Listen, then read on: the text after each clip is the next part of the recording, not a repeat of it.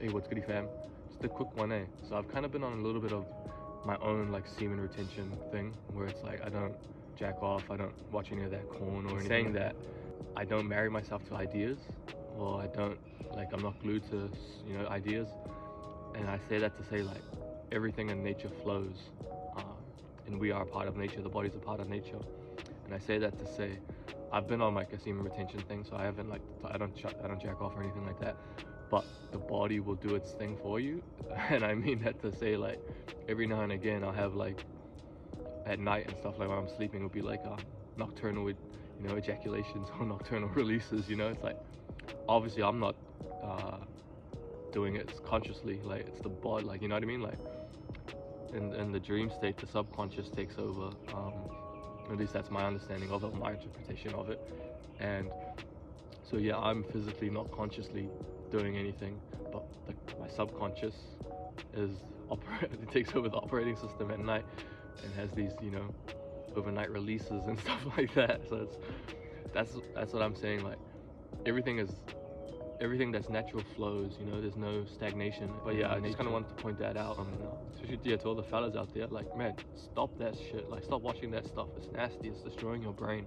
And obviously stop touching yourself, like, that's like some weak shit, you know what I mean, like, that's some real, yeah, I don't know, like, look back, like, if you just think about yourself, like, doing that, like, come on, man, fuck, you can do better. So it's been years since I've, like, done that, you know. I remember talking to friends and stuff, like, in like 2023 about it, and they were like, oh, like, they get you that I said it. I was like, man, I'm being for real, like, it's been like years since I've done it, like, because it, not that it feels shameful, it just doesn't feel right, and it doesn't feel powering or righteous, you know what I'm saying? Like, that's just me as well, like, I'm only strictly speaking to my experience, and like, that's the whole reason I get up on here, is to, you know, share my experience. And yeah, a lot of conversations I've had recently, I've kind of discovered it or uncovered it as to why kind of got up here in the first place. Was, I feel like I'm kind of talking, I say it a lot, I'm talking to myself, but as I've kind of unraveled that, as I'm talking to a certain part of myself, or a certain, you know, time of myself, a younger self. I do a lot of reflection, a lot of introspection and stuff like that, and I come to realize, like, a lot of who I am now is this person or this man that, you know, younger Goss wish he had coming up. And that's not saying I didn't have anyone, but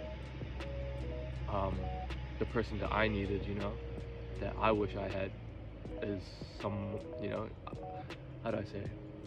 Like, I've been through a lot of dark times, a lot of yeah, heartbreak, betrayal, stuff like that.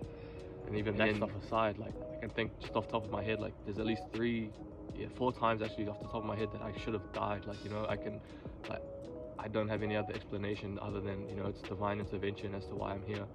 So I say all that to say, like, in those moments I was kind of lost, and yeah, like I say, looking outside myself. Yeah, that's kind of the reason why I get up on here and with these messages and stuff. And I know it's not for everyone, it triggers people, and that's cool, because this message isn't for you and you're not my people. Like, I'm trying to find my soul tribe.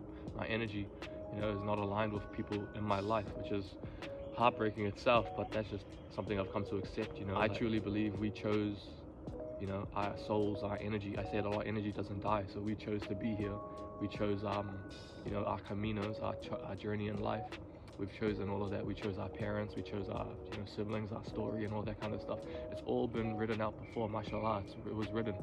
So I say all that to say, like, that's how I view life, is that it's trying to get as far along as that path as we can, you know, your whole life. Like, it might only, and the end goal is this side, and you're born on this side where my fingers are. Some people might not even reach halfway of that that camino, that journey of life, you know.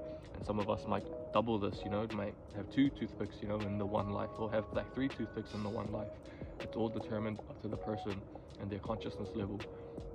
That's my viewpoint of it and my understanding. I say all that to say, live your life, but be conscious of it, you know, be intentional. I say it a lot, be intentional with your moves, be intentional with your energy. Where attention goes, energy flows, remember that.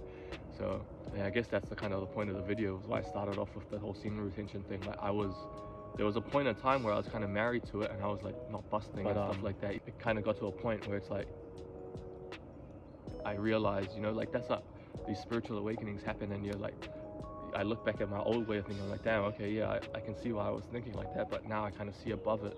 And it's a new operating system, you know, like these iPhones or whatever, you update the iOS or whatever it's the same, like internally we update our iOS, you know, our operating system with how we view the world. And if you go back and look at my video talking about that Rust book, or you know, I was rereading it, or you know, when you rewatch this show or you re-listen to music and you catch it differently, or you catch a different bar, or you know, you see the scene from a different angle. Like a good show I recommend is the new Fresh Prince of Bel-Air. It touches on a really real good social, you know, not social, but I don't know what the word is, on this whole kind of like, you know, socio kind of economic and racial, yeah, I guess racial is the term, topics and stuff that a lot of people kind of shy away from. And I'm gonna start being more open about my experiences and stuff of like racism and stuff like that. Obviously I'm come across really fair and everything, but I guess how I present, or not present, but how I am, and like when you hear me talk and stuff like that, I obviously, it's like a wolf in sheep's clothing, so to speak, in the sense of I don't, you know, my name is Gosween Van Heeswick. It's all very, you know, English or European. It's all very European sounding and stuff like that. But then when you hear me talk and people like, you know, my mannerisms and everything, it's the total opposite. You know, I grew up in Samoa and stuff, so it's a little bit of a, so I say duality. You know, there's a whole duality of man. And same with my music taste. Like I love hip hop. I love 90s hip hop. That was like my intro into music and what I fell in love with. And I do have like, outside of the music, like Energy Never Dies, I've always felt like an affinity to two different points in time. It's like 90s New York and like for some reason Egypt, like ancient Egypt or Kemet. They call it Egypt now, but yeah, back then it was just called Kemet. For some reason I've always kind of had like draws to that, or like you know, certain, like I say, an affinity to certain times. But yeah, that's essentially it. But yo, peace gang.